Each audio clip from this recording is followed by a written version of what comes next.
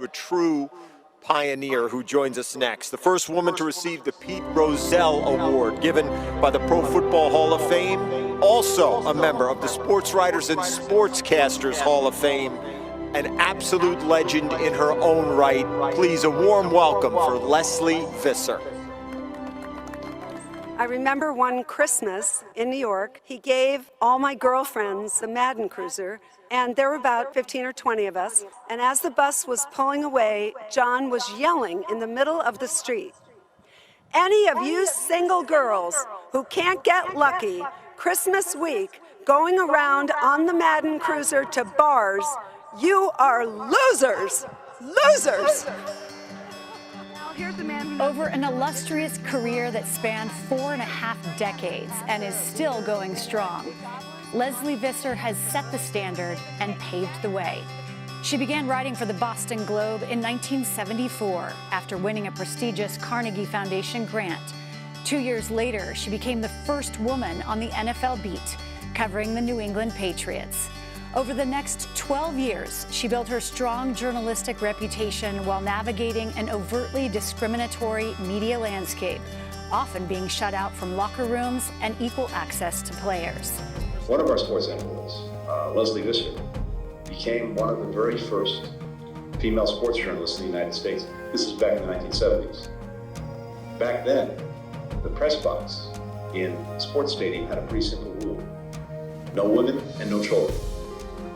Well, Lesley changed that. Lesley Visser rejoins us now with a look at the drive. Transitioning to television in the 1980s, she became the only sportscaster, male or female, to work the network broadcasts of the Final Four, the Super Bowl, the World Series, the NBA Finals, the Olympics, the U.S. Open, the World Figure Skating Championships, and horse racing's Triple Crown. Jam Bob Knight is here. Bob, how were you able to defeat Temple? We scored more points than they did. That's something that you may have missed in the news media, that the team, when the buzzer blows... CBS sent me to the fall of the Berlin Wall, which was, of course, the story of the century. I watched people who walked from Dresden and Potsdam for days through the Brandenburg Gate just to taste freedom. One day, athletes from East and West Germany might compete for the same Olympic team. Lesley Visser, CBS Sports. Among her trailblazing efforts, she became the first woman to present the Lombardi Trophy at a Super Bowl, to work as an NFL analyst in the broadcast booth, and to work on ABC's Monday Night Football. Working the sidelines, Lesley Visser. Hi, Lesley. Thank you very much, Al. Really glad to be here. She was also the first woman to go down the Olympic bobsled, invited by the U.S. team in 1992. In 2006, she was the first woman inducted into the Pro Football Hall of Fame. Please welcome to the mound, Lesley Visser. A cultural icon, she was even the first female sportscaster to appear in a Super Bowl commercial. Okay, Mike, through the tunnel, off Lesley Visser's head. Pressure on the quarter. What was that? Always a storyteller. Just 30 years from communism, there is no freedom of the press. You should be able to have a dialogue with someone. Is this possible? How could I do it? How do I start? Lesley has been just as prolific in the last decade, whether it be engaging with the biggest personalities in sports or launching her own podcast series, In Conversation with Lesley Visser. Hey, Lesley, you know I love you, girl. Contributing to the first all-women's national sports talk show, We Need to Talk. It was the first ever game, men or women, played on Parisian soil. Our very own Lesley Visser reported from the City of Lights.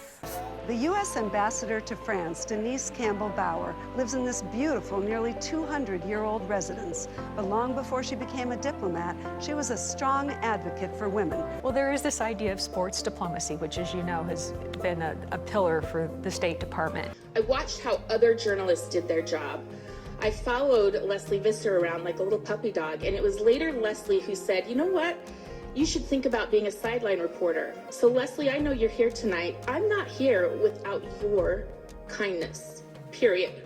Do you get tired of listening to all the firsts? No. I mean, I'll repeat this again. I always say, you know, nobody landed on Normandy by himself.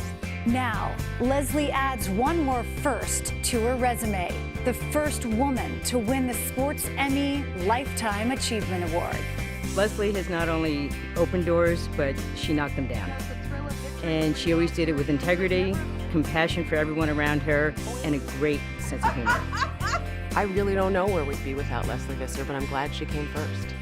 Any woman who ever aspired to do what Lesley did probably got the idea from Lesley. And I'm not sure that you can give any higher praise than that.